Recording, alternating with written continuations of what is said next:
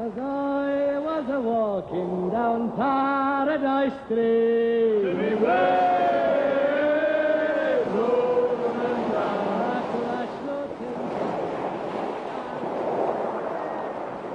1619, un voilier jette l'ancre près d'une île, perdue au milieu de l'océan Indien. Le maître d'équipage du navire se nomme Willem Bontekoe. Il est hollandais. Ce qu'il voit l'étonne et l'émerveille.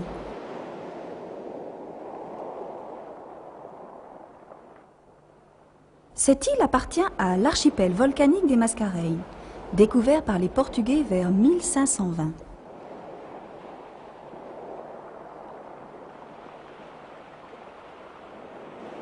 Bontekoe est sur la route des Indes orientales. L'équipage est épuisé par les longs mois de navigation qu'il a fallu pour contourner l'Afrique par le cap de Bonne-Espérance.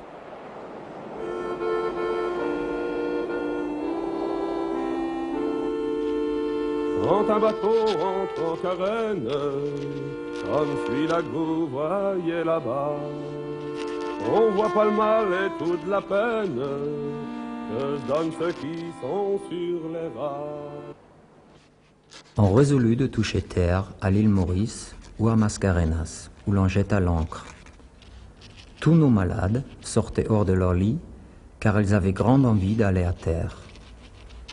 Y étant, tous sentirent à l'instant même quelque soulagement.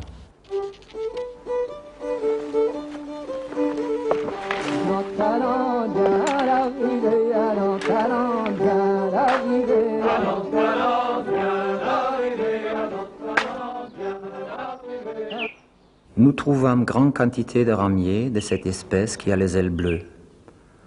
En un jour, on en tua bien 200 à coups de bâton et de cannes, sans qu'ils fissent aucun effort pour s'envoler.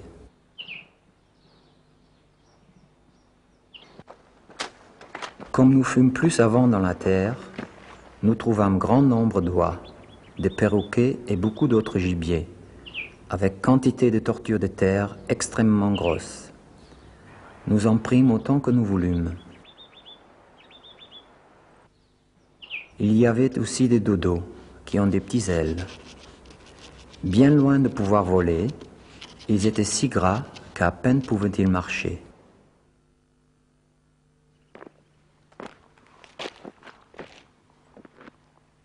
Il n'y a point de peuple dans cette île. Nos gens la parcourent de tous côtés, percèrent au travers de ces bois et se soulèrent de gibier et de poissons.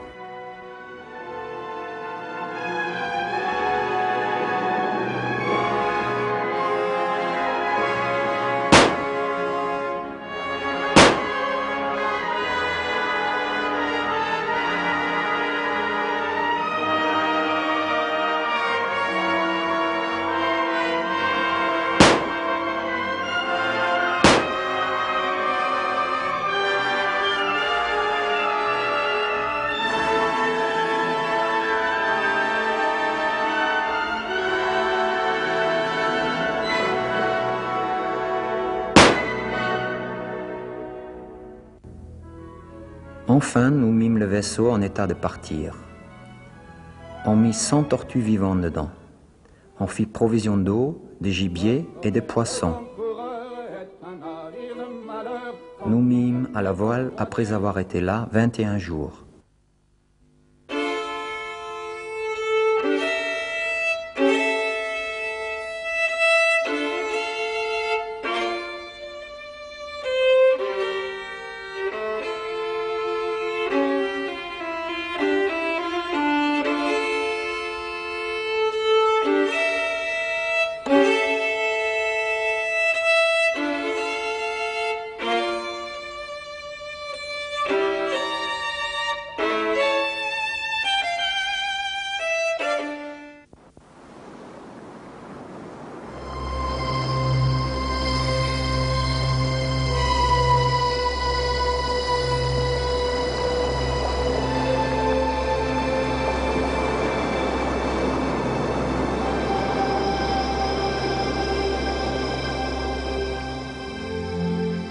Cap à l'est, le Hollandais s'en va courir les mers. Mais Les Mascareignes commencent à être connues, et voilà les Anglais, suivis des Français. Tous vont témoigner. Cet archipel est un paradis. Les 3 îles qui le composent, Rodrigue, Maurice, La Réunion, sont couvertes d'une végétation luxuriante, et partout le gibier abonde. C'est un point de rafraîchissement idéal sur la longue route des Indes. Bientôt, l'homme s'installe. Les îles deviennent des bases de ravitaillement. Le XVIIe siècle se termine.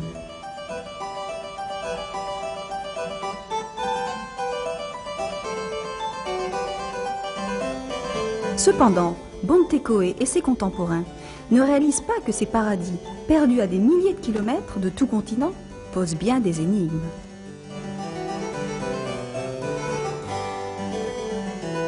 Ils ignorent que ces îles volcaniques sont sorties brusquement de l'océan, vierges de toute vie, nues, minérales, et que pourtant des plantes et des animaux s'y sont rapidement installés, après des voyages extraordinaires.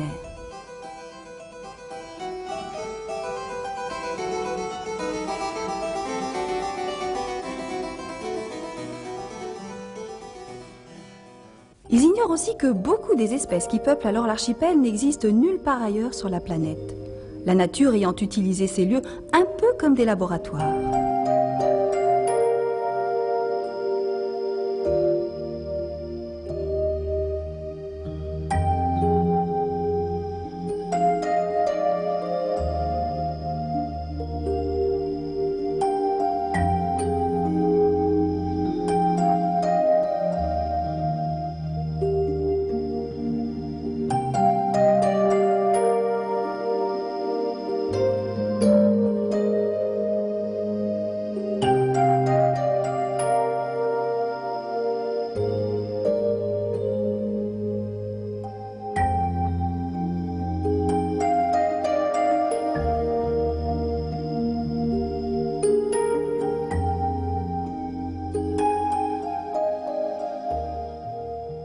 De nos jours, un touriste qui veut par exemple se rendre dans une île sous le cocotier de ses rêves emprunte le bateau ou l'avion et ne se demande pas généralement comment le cocotier, lui, est arrivé là.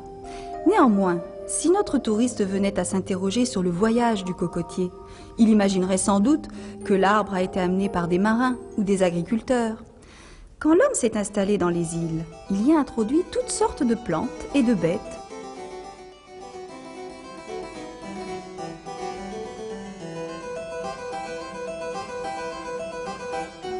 Seulement voilà, il y avait déjà des plantes, le cocotier y compris, et des animaux quand l'homme est arrivé, et cela depuis très longtemps. Tellement longtemps que cela remontait à une époque où il n'y avait pas encore de bateaux, pas encore de marins, et même pas encore d'hommes sur la planète. La nature n'avait pas attendu l'homme pour inventer toutes sortes de moyens de transport. Comme elle avait depuis toujours horreur du vide, c'est bien connu.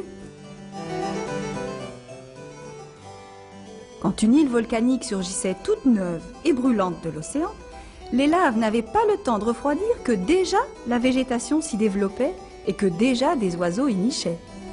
De tous les côtés, des plantes et des animaux rappliquaient. Il y avait ceux qui volaient, plus ou moins aidés par le vent, comme les oiseaux, les papillons, les chauves-souris et certaines petites graines. Il y avait ceux qui flottaient, portés par les courants marins, quelquefois même juchés sur des radeaux de brindilles ou des troncs d'arbres, comme les lézards, les coléoptères et les poules d'eau. La palme de l'originalité revenant incontestablement à la tortue terrestre, qui s'embarquait à bord de sa propre coquille, à peu près à hauteur du Kenya, dérivait comme une bouteille à la mer sur 3000 km et abordait les Mascareignes par l'est.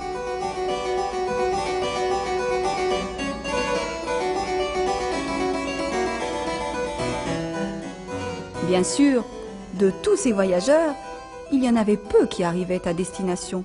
Et là, ce n'était pas gagné.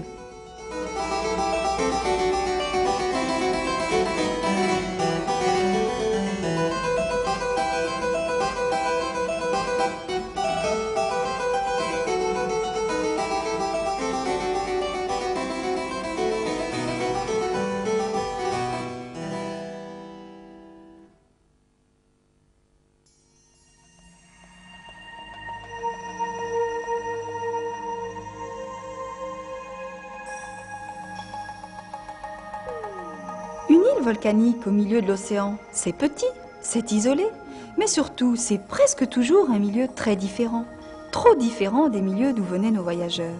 Il fallait s'adapter, sinon c'était la mort.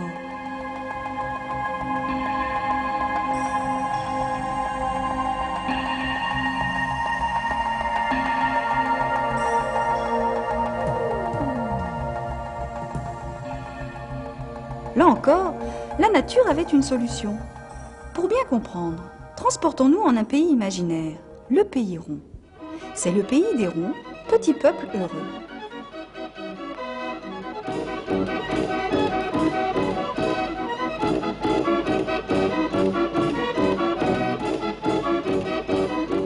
Or, un jour, une méchante tempête survient et jette à la mer quelques ronds.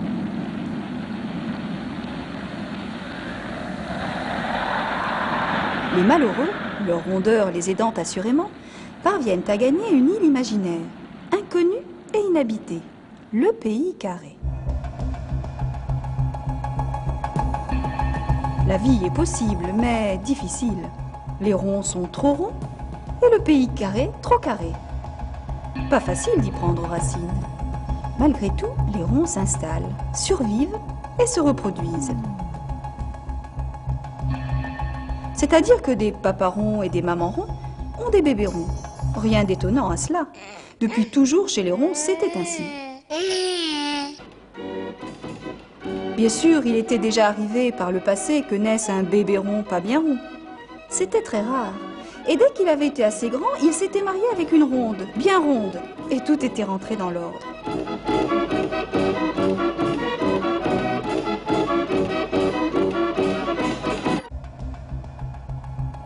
Seulement voilà, au pays carré, les ronds de cette histoire ne sont pas très nombreux. Et quand naît un bébé rond pas bien rond, il lui est difficile de trouver une épouse bien ronde pour rattraper le coup. Au bout de quelques générations et de quelques millénaires, les descendants de nos naufragés ne ressemblent plus à grand-chose. Il y a eu des erreurs de copie. Bien sûr, il reste quelques ronds parfaits et fiers de l'être, mais il y a aussi des êtres moins réussis. Biscornus, triangulaires, pointus, tordus, qui disparaissent d'ailleurs rapidement, tant ils sont inadaptés au pays carré. Enfin, il y a des êtres plutôt carrés, pas vraiment mieux réussis que les autres, mais qui ont la chance d'être, par hasard, carrés dans un pays lui-même carré. Bien adaptés, ils en profitent et deviennent les maîtres du pays. Plus question de chercher à épouser une ronde. Un papa carré et une maman ronde ne peuvent pas avoir de bébé. Une nouvelle espèce est apparue sur la planète. L'espèce des carrés bien carrés et fiers de l'être. Une espèce unique qui n'existe qu'au pays carré et nulle part ailleurs. En un mot, une espèce endémique. C'est cela que la nature avait trouvé et c'est cela qui explique les espèces inconnues aperçues par les premiers navigateurs dans les Mascareignes au début du XVIIe siècle.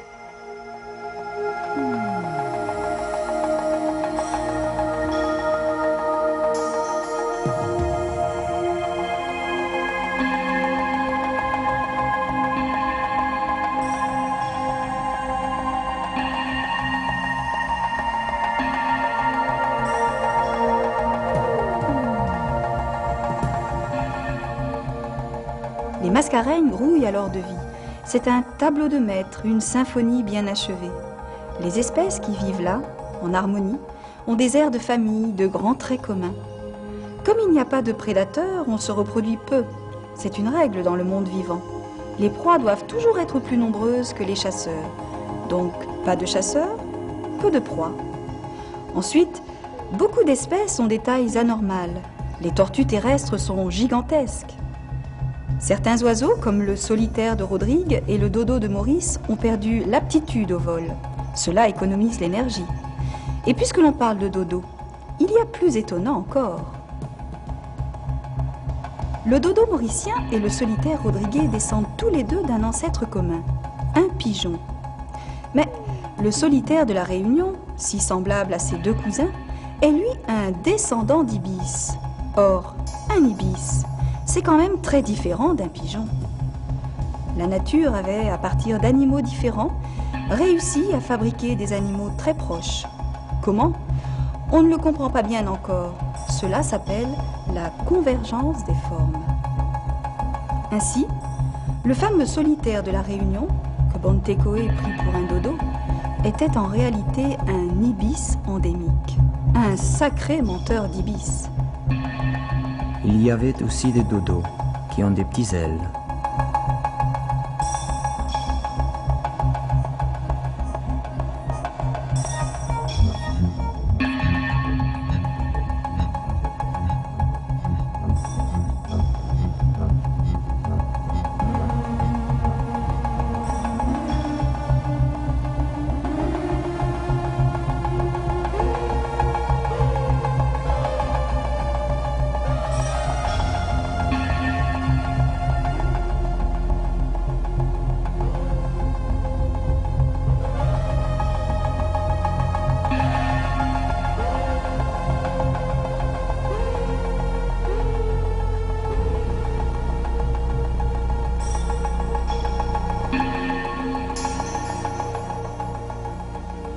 Fin du XXe siècle, un fantôme est revenu hanter les Mascareignes. C'est le fantôme de Bontekoe. Il est très surpris. Il ne reconnaît pas les îles paradisiaques où il avait rafraîchi.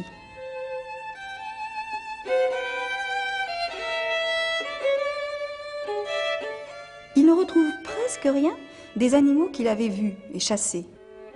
Nous trouvâmes grande quantité de ramiers de cette espèce qui a les ailes bleues. Comme nous fûmes plus avant dans la terre, nous trouvâmes grand nombre d'oies, de perroquets et beaucoup d'autres gibiers, avec quantité de tortues de terre extrêmement grosses.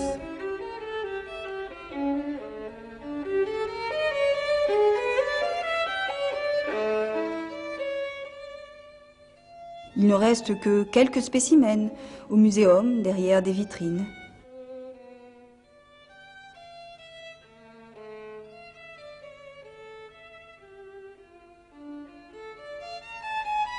Disparus les grandes tortues terrestres, disparus les perroquets, les ibis, les flamants roses, les huppes, disparus les grandes roussettes, les solitaires, les dodos.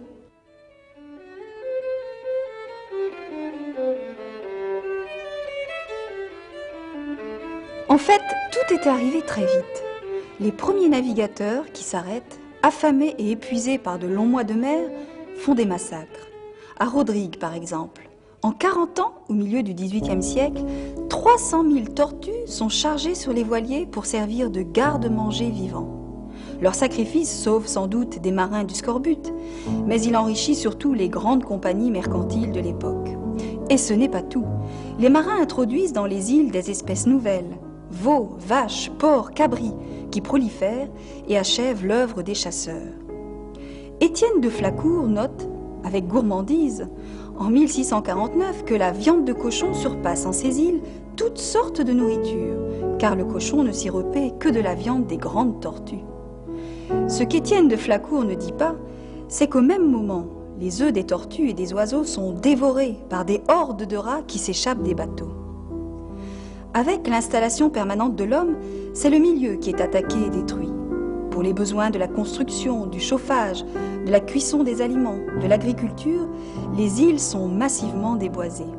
L'érosion s'installe, l'eau est polluée, devient rare. Le gîte naturel des espèces endémiques se rétrécit, ce qui précipite leur disparition.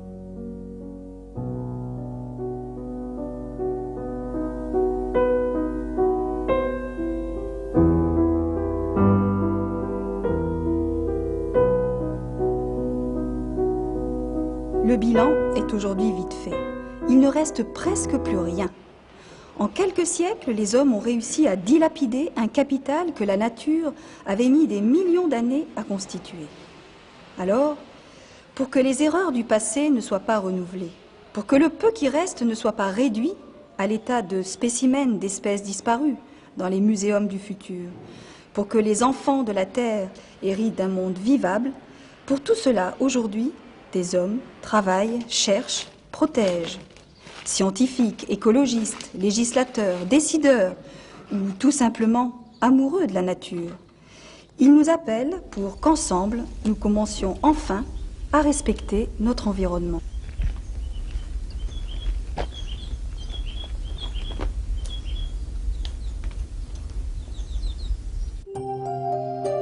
Mais comme toute histoire doit avoir une fin, et si possible une fin heureuse, imaginons pour cette histoire des malheureux animaux endémiques des Mascareignes, comment elle se serait terminée si un beau jour de 1619, un homme était simplement descendu de son bateau pour saluer un oiseau.